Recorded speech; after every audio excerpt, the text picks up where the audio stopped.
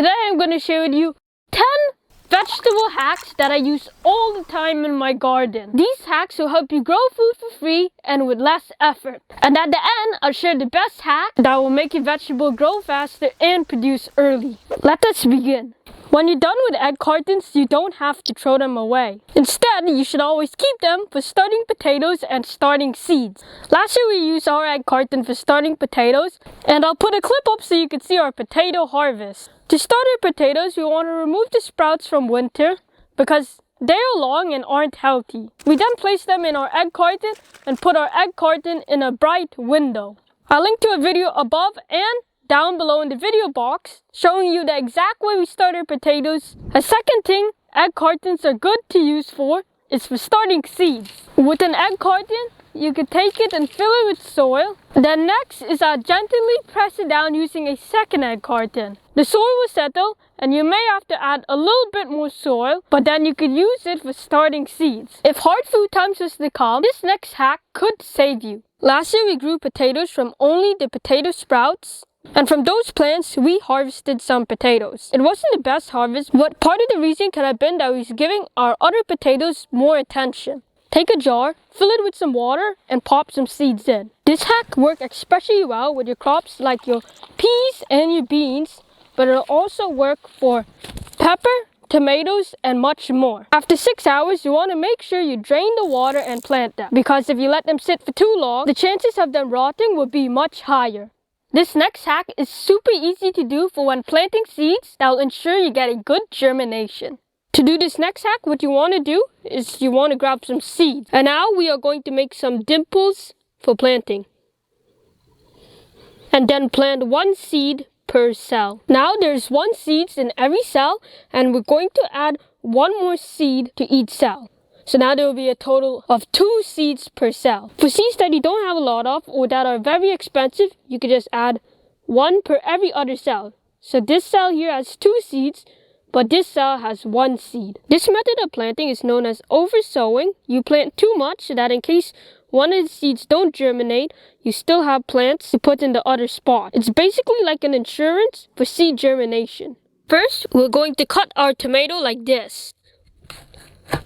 We're trying to cut the tomato slice as thin and not that thick of a slice. The rest of this tomato we can still eat, so we save this. Next is we want to fill our pot with soil. And then we can rest a tomato slice right on the surface. After, we cover our tomato with a thin layer of soil.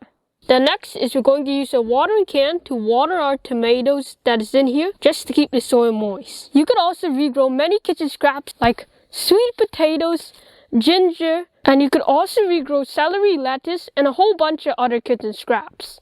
Last year we grabbed some pallets and we made sure that the pallets we grabbed had the HT symbol in. Now that's very important.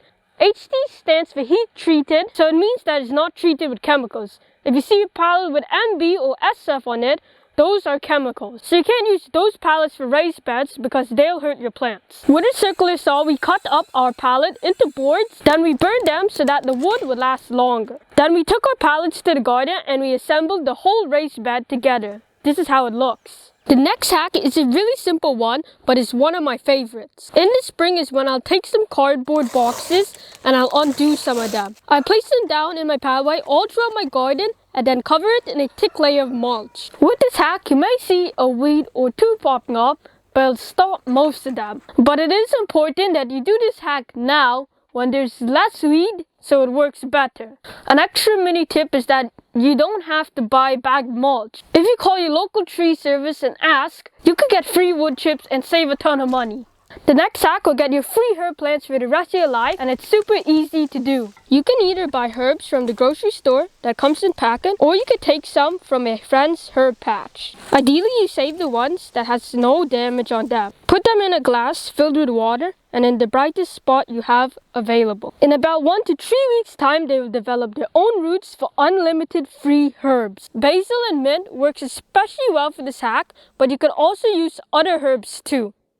With paper rolls, take a knife or a scissor, then make a cut that is 1 inch down into the roll. This is 1 cut. We will make 3 more cuts here, here, and here. We will push 1 flap down Then to the right, we're going to push the next flap and the flap after. For the last one, we are going to go over the third one but under the first one.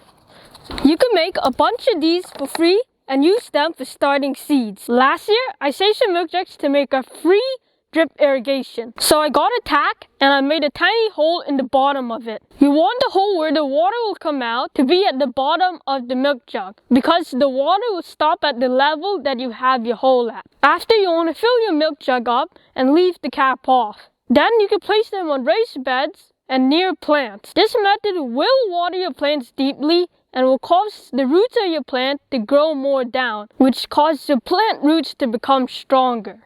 Have you ever wrote the label for a vegetable, but you don't know what that vegetable is because your writing faded away? Well, there's a quick hack that solves this problem so it will never occur again in the future. First is to write the name of a plant that you'd like to grow. Then next, we'll take some plastic tape to use it to stop the writing from fading. Then next, what I'm going to do is I'm going to be folding it over the popsicle stick. First, we're going to cut it nice and neatly. And now when we are planting, we can just pop our label in and we don't have to worry about our label fading away.